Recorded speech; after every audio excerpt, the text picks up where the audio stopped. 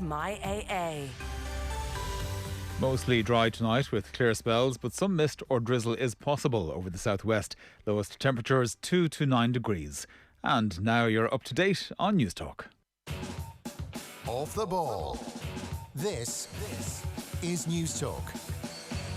All right, you're very welcome along. It is Thursdays Off the Ball. Nathan with you until 10 o'clock, and we got a busy show ahead. The O'Donovan brothers, the Olympic medal-winning brothers, they're going to talk to us after 8 o'clock about life in lockdown in Skibbereen. So that's coming away between 8 and 9. We'll have a crappy quiz in there as well. A special formal Friday crappy quiz ahead of tomorrow's big fundraiser here on Off the Ball, when we're asking you, for the first time in 6 weeks, to make a bloody effort when you get up in the morning. Get dressed. Put on a nice suit, put on a night dress, do whatever you want and get on to offtheball.com/donate. And we try and raise as much money as possible for our frontline heroes. One of them is the Donegal keeper Sean Patton, who's just out of Templemore and straight onto the front line working as a guard in Navan. He's going to talk to us from 7:30. And coming up on the football show, John Giles is with us, and it is his latest all-time 11 this week, looking at Chelsea. 53106 is the text number, at Off the Ball, if you want to get in touch, and do get in touch with us on this sunny Thursday evening. Joe Molloy is with us. Good evening. Nathan, good evening. How you doing? I'm very well, and Richie McCormack is there as well. Well, lads, how are you? Exposed nut is the headline. Oh, because Joe Molloy is a golf nut. That's a bit inappropriate now that I realise I've read it out in there. Wow. It's more a social media thing, I guess, than a radio thing. Everyone doing all right? Yes, very well. All is good. Good. There's no shortage of controversy on Off the Ball at the moment. There's a lot of debates. There's about 8 different debates going on at the moment, whether it's the various Mount Rushmores, which are getting everybody annoyed. Tomorrow, it's Donegal. It has reduced myself and Richie McCormack to bickering online, filling our days, having a pop at each other on Twitter about Packy Bonner or Shay Given, when I think everyone would agree, Joe, both of them should be on the Donegal Mount Rushmore. Right? Yeah, I would have thought so. Who are the other 3 lock-ins? Oh, well, so I think my four, and this is going to be on tomorrow morning's OTB AM from 7:30. Enda Call, our colleague here on Off the Ball and presenter of Team 33, and Kieran Cunningham from the Irish Daily Star, 2 proud Donegal men, will have the final decision. So my 4, having initially forgot about Shay Given and gone with Seamus Coleman, my 4 are Shay Given, Packy Bonner, Michael Murphy, Jim McGuinness. End of. Richie? I haven't padded it out to the full 4 because I think the GA... you're too busy arguing, but haven't actually thought it through. I think specifically the Gaelic football calls are actually a bit too hard to call. I think the fact that you're brushing over the 92 side is a bit harsh. But yeah, like this all came down to... I know there was bickering backwards and forwards online yesterday, but as somebody pointed out, I think it was Mick Foley from the Times pointed out, if it's going down to whose face you're going to carve into a piece of rock on a hillside in Donegal, if you're going to pick one of Shay Given or Packy Bonner, it will probably be Packy Bonner, but I don't think there's any question that Shay Given was the better goalkeeper. It's not about who was the better goalkeeper, though. I'm literally just after clarifying that for you, Nathan. Well, no, Mick Foley clarified and you agreed. You still think that Shay Given should be up there ahead of Packy Bonner. You cannot have a Mount Rushmore. Packy Bonner's responsible for the greatest sporting moment in this country's history, and you want a Mount Rushmore without him on it. Yeah, you see, the thing about that is he's also responsible for us going out in the quarterfinals to Italy. He was responsible for our defeats to Holland and to Mexico in 1994 when he shouldn't have even been playing. Alan Kelly should have been first choice by that stage. And as I pointed out yesterday, he was our number 1 only by circumstance, because were we going to pick Jerry Payton in 1988 and 1990? No, we weren't. It wasn't until we had some choice in the early 90s when Alan Kelly came through Sheffield United that things actually looked a bit rosier in the goalkeeper department. Sadly, Jack didn't see that until 1996. Joe? Well, it's very tricky because Shay Given, clearly the better goalkeeper, had the better career, was in the PFA Team of the Year twice. Shay Given in the PFA Team of the Year twice. There are only 20 clearly goalkeepers. the better goalkeeper, Nathan. Did you hear that? Clearly no, the better goalkeeper. I absolutely agree that Shay Given was a better goalkeeper and had an unbelievable career, which is why I would have Shay Given there as well. But if it's coming down to an either or, I think your Mount Rushmore is the face of a generation, which for a lot of people Packy Bonner is. You could even have a slightly different Mount Rushmore where it's Packy diving down to his right-hand side. Yeah, and not Packy and goals against the Dutch in '94, looking behind them as the ball trickles in. But again, if you can go through pretty much everybody. Every sporting person has had low points and dips. Maybe Packy's had a few more than some of those who'll end up in the various different Mount Rushmore. There are a few clangers at some awkward moments. Look, I think Packy's in because Italian 90. Is that the greatest moment in Irish sport, that penalty save? There's a strong argument it is, and so it is most certainly in the Donegal, Hall of Fame, moment of fame, and gets up in Mount Rushmore.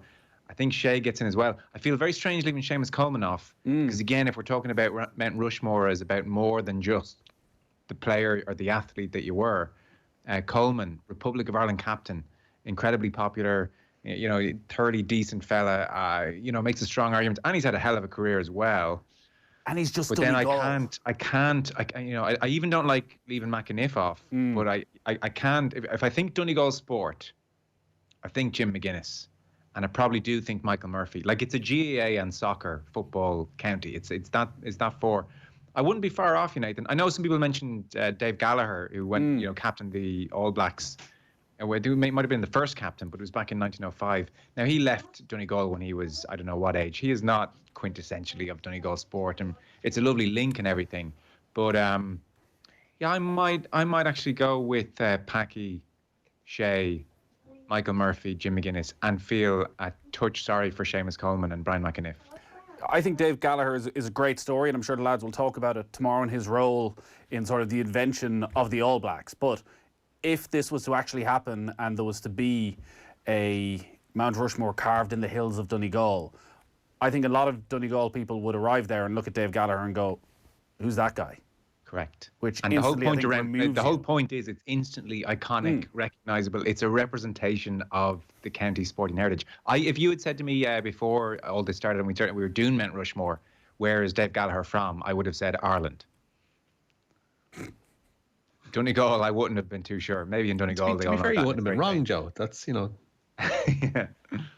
But he's not Donegal in the way Jim McGuinness is. So, I think we won this argument. Sorry. This happens rarely. I think we have beaten Richie into submission here. No, the thing Richie, about it is, you mentioned there, Joe. No, Richie, it's okay. If you were to drive past this hill and to see the face carved in rock, would you recognise who it is? Like, we had Nicky Rackard nominated the other day. Like, would people drive by and just go, "That's definitely Nicky Rackard"? But you know what? I would be able to presume it was Nicky Rackard, whereas I don't think I would be able to presume it's Dave Gallagher. Part of the problem with these conversations, and it's always going to be the issue, is it seems like you're doing down the other person. Yeah, of course. We're not trying to take away from what he's achieved. It's just there has to be some sort of hierarchy. We're just trying to shame Richie on the radio, which is why and it's going very well. For a change. Just don't know why you hate Packy. It just seems. I don't hate him. Just I can see Packy for what he was. Is Coleman Packy close in anyone's mind? Coleman there's a bit of recency bias, but he is just so Donegal.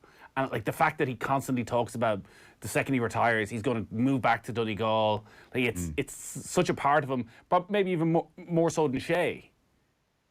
But as you say, Shea's career, if there's a discussion of top 10 Premier League goalkeepers of all time, Shea's probably in the mix. Yeah. Who from the 92 side will be in contention then?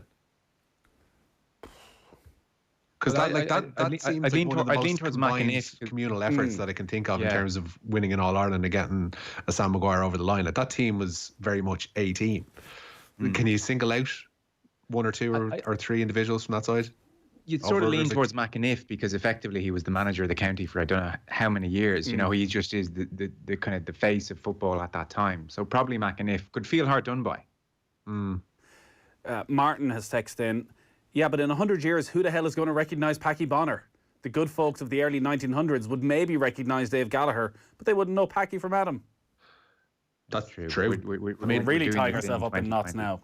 Anyway, and we're ignoring the important things that are happening today. So tonight, as I'm sure you're aware, we love to mark anniversaries, big sporting anniversaries here on Off the Ball. This is the 1-year anniversary of the biggest moment in OTBAM history, our daily sports breakfast show. The draft is on tonight, the NFL draft, which means it's only right to revisit Eoin Sheehan's drunken cameo on US telly. So on this morning's OTBAM, they got the band back together again. Here's how it went. It's the perfect place for a draft. 150,000 people here tonight. 150,000 people. What an amazing town. The perfect environment for a draft. It was in New York for 2 million years?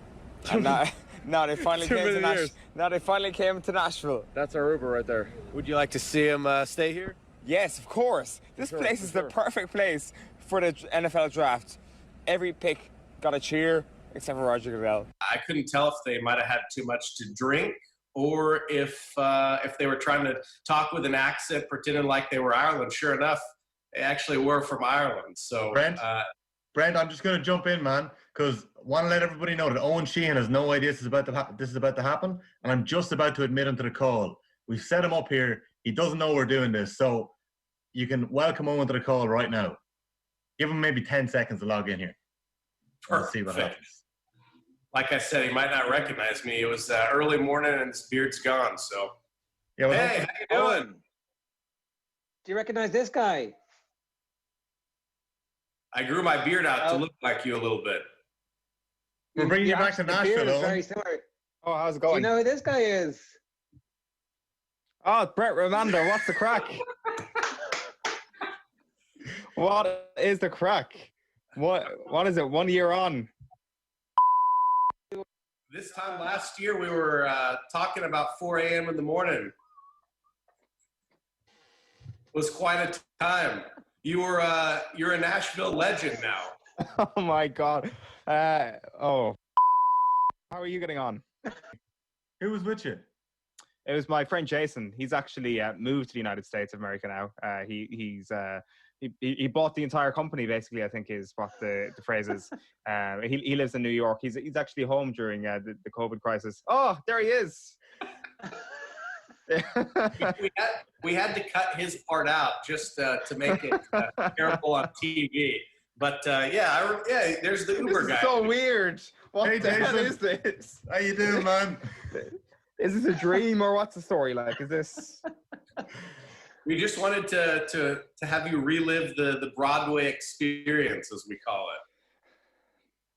it. Yeah, That's exactly what we're doing. Ah, poor Eoin Sheehan, a year on from, well, I don't know if it was the worst night of his life or the greatest night of his life. A full-on reunion. I liked Brent Ramada, the man who interviewed them, his line, when he said, I walked up to these two gentlemen, both very friendly. I couldn't tell if maybe they had too much to drink or if they were trying to talk with an accent and pretend they were Irish.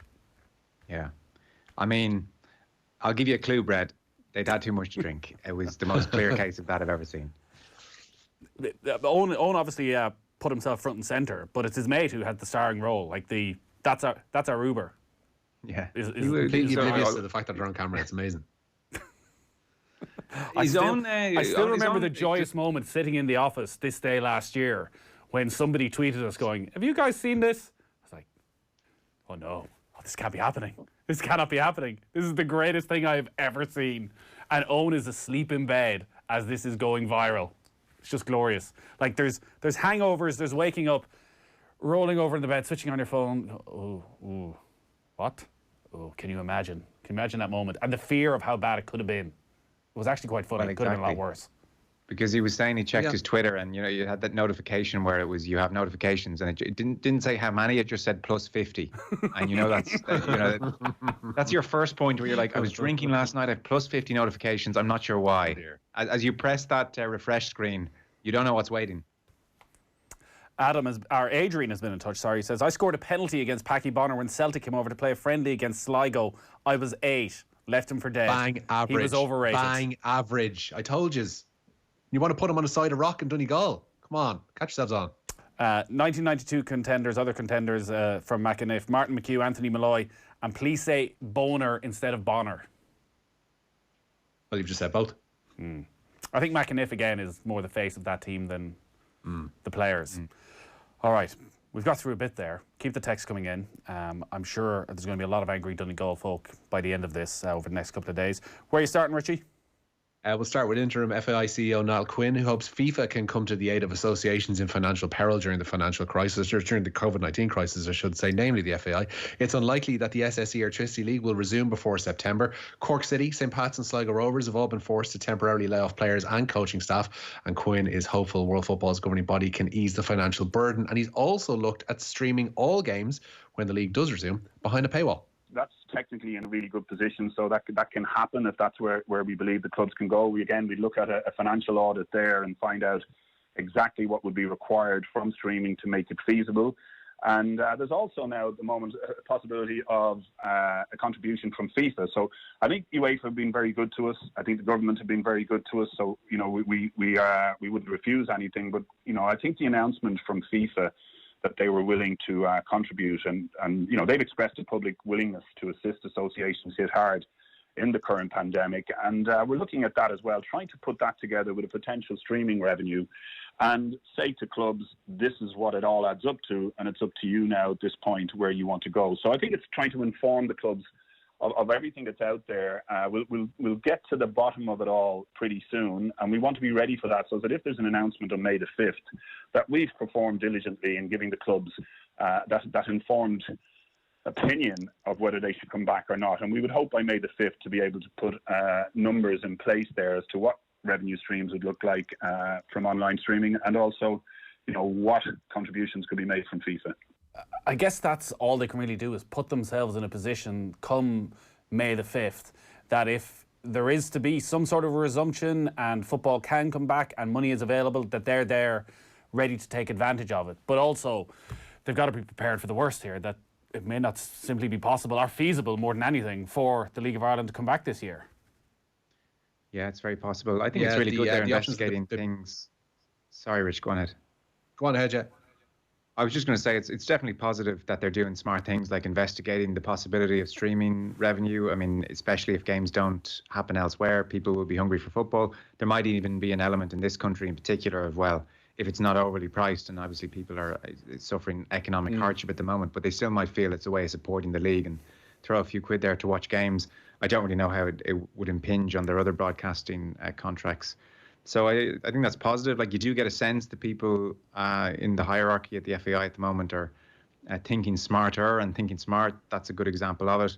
I mean, the other thing, though, in terms of how football comes back, like the layers of complication, the Bundesliga seem to be the most promising and confident of doing something. Germany obviously got on top of this thing in a multitude of ways very early and have relatively a low number of deaths, I think less than 5,000, which isn't bad considering the size of the country.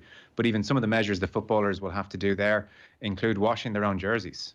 I was just reading a piece today in The Athletic, and that's one of the many extra layers that you have to think, well, how will this look? And they were talking about players having to take their own kits home and wash them and all this kind of stuff. But yeah, I'm sure it's something that could be done here if the public health officials give it some kind of green light. Streaming, Richie, they're obviously investigating it, and it's going to raise a lot of questions as to how feasible it is. And as Joe said, I think there'll be a lot of goodwill towards the League of Ireland if it were to come back. It's just whether the numbers stack up, if there would be enough people to make it worth their while.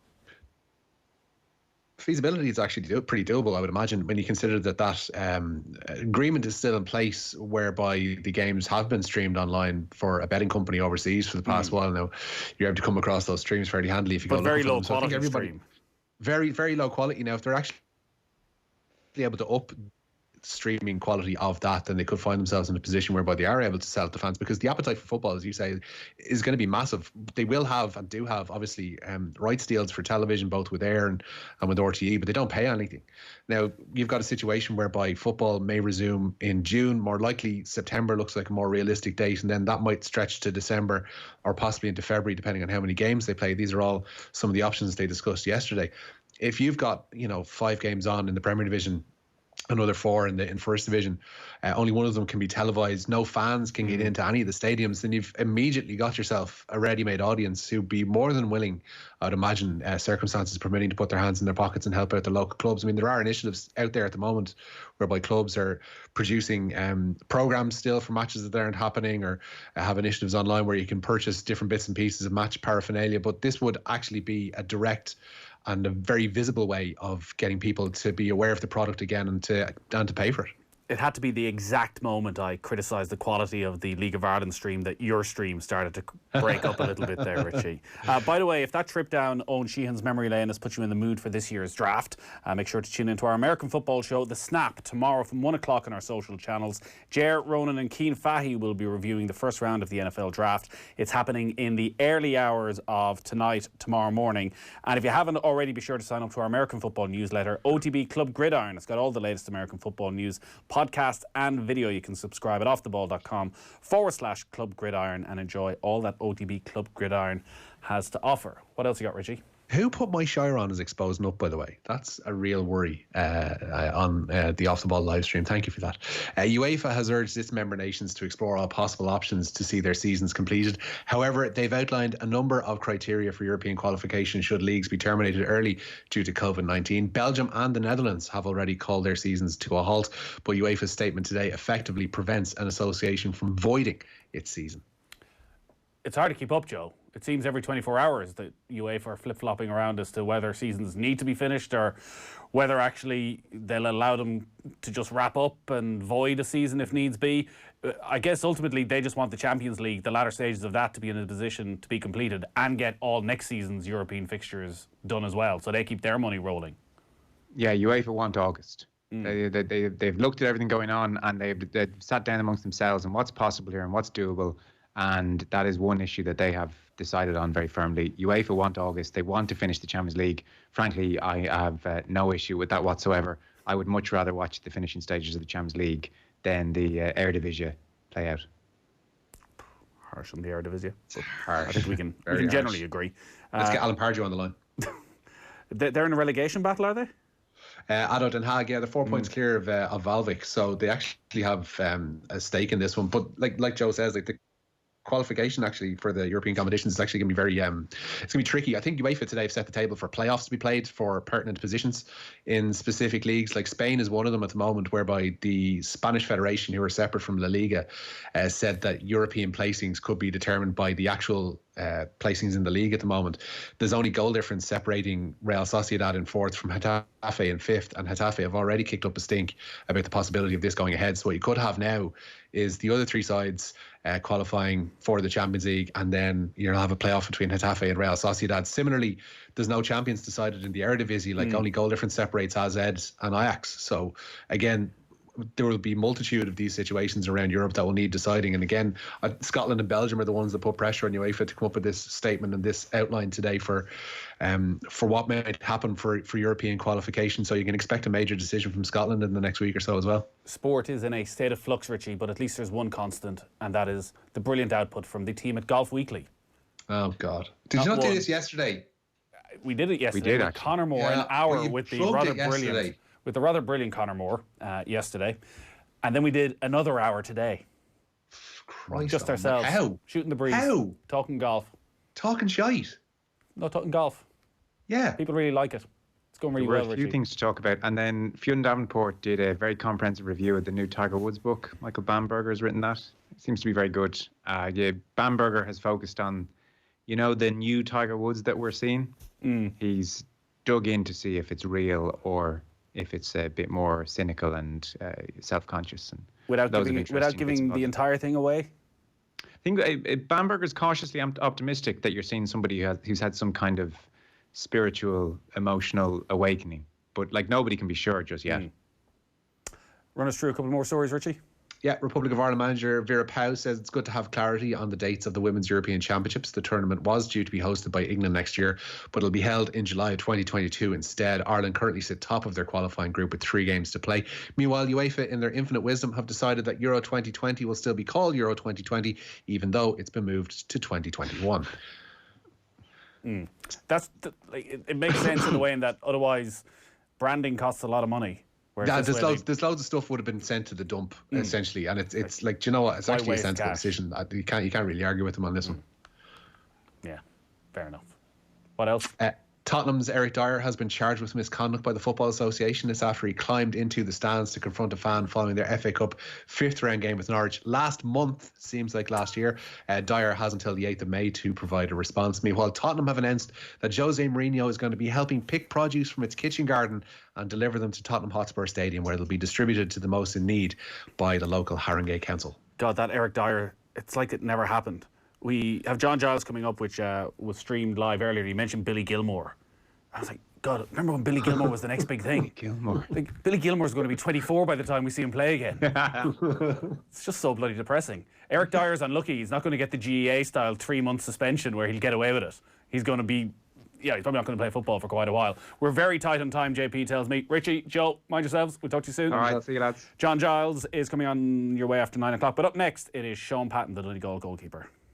I've got everything in front of me. So I think I have it. It took me a while to get there. Okay. A few of the lads in there earlier on, but I think I've got it. Yeah. The league split up into 4 different leagues: League A, B, C, and D. If you win a group, you automatically get into a playoff for Europe.